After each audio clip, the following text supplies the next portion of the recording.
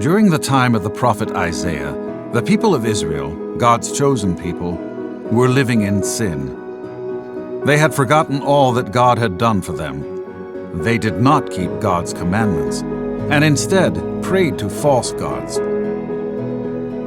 God chose a messenger to go tell the people to stop sinning and turn back to God. He chose a man by the name of Isaiah to deliver this message.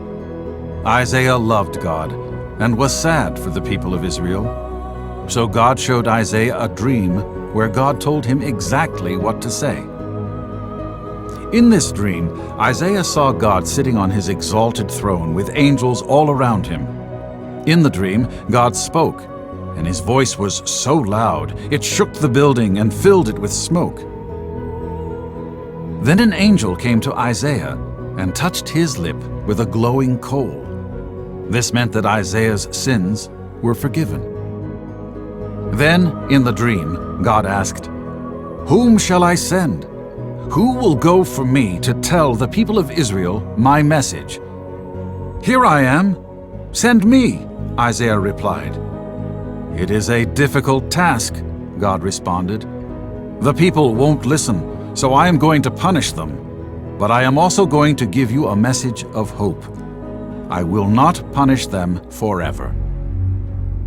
The next day, Isaiah began to tell the people what God said.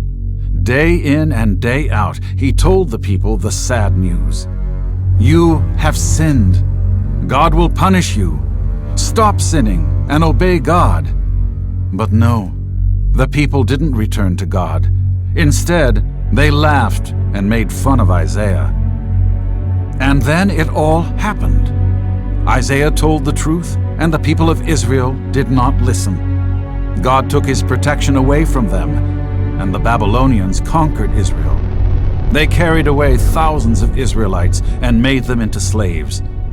The Israelites were dragged away from their own country on ropes and chains. It was too late.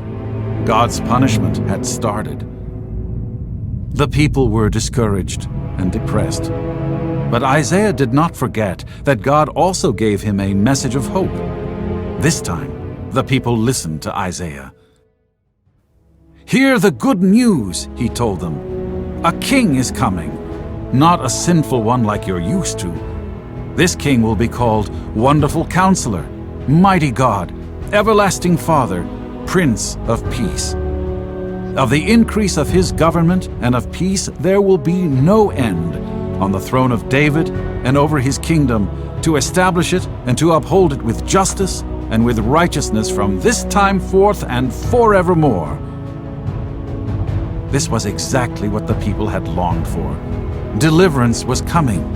Someday, this king would break onto the scene and make everything right again. His name would be Jesus.